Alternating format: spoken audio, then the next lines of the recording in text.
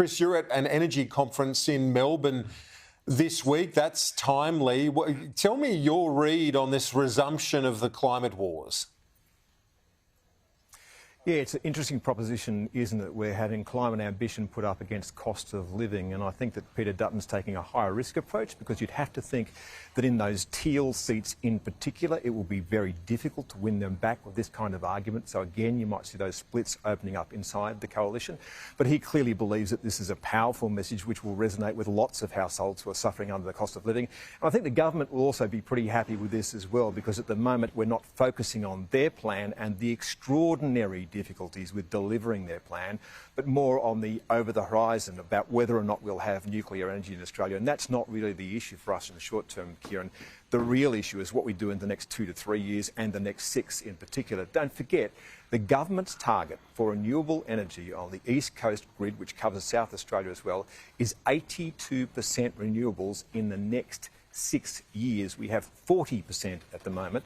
The level of capital investment that will be required will be approaching $200 billion, we've heard here this morning. Now, somebody has to pay for a return on investment, and I'll give you a guess as to who that might be.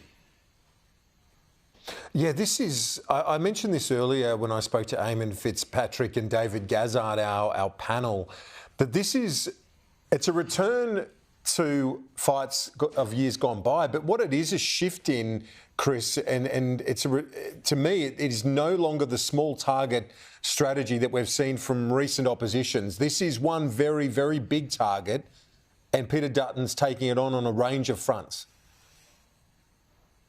Yeah, they're both big targets, and what will matter now is the execution. Which side is best able to convince the public that what they're saying is true, because there is truth on both sides of the argument. But there's one tremendous central truth, Kieran, that is, there is no future in Australia with anyone's energy plan which isn't stonkingly expensive, and that will fall onto the community to pay. And that means businesses and people who are in households. It will be very, very expensive. There'll be a divide that opens up, and that will be between the energy rich and the energy poor. The energy rich will be people who already have money to put solar panels and perhaps even batteries on their roof. Those people that do that will be rewarded by energy companies. They'll start to actually become traders in the energy system. It's something we've never seen before, so that's part of the future.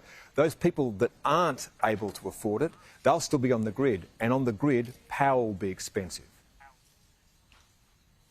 Yes, so this goes to that political divide as well, and you touched on it earlier, but let's just dig into that a little bit, because I've got Paul Fletcher coming up, and I think he's someone with a fair bit at stake here, the member for Bradfield on Sydney's North Shore. He survived that teal wave last time, but is he at risk next election?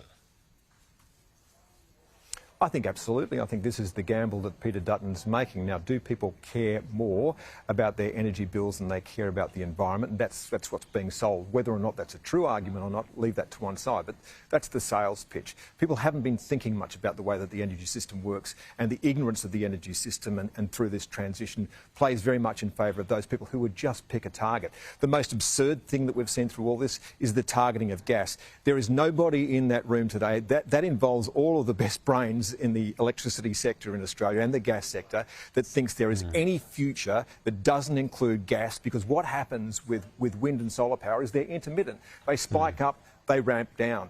There's only one thing that can spike up and ramp down quickly, that's gas. People talk about batteries. We haven't got anything like the amount of battery storage that we need to do that. So if you look at the Australian Energy Market Operator's plan, all the way through until 2050, and obviously beyond, gas is in the system. Yeah. Around about the same amount of gas that we're using today, or perhaps even a little bit more. So this is a very complex argument. People will take advantage of that. But yes, I would think that for those who are inner city liberals, and there aren't too many of them left, Kieran, that they'd probably be getting a little nervous.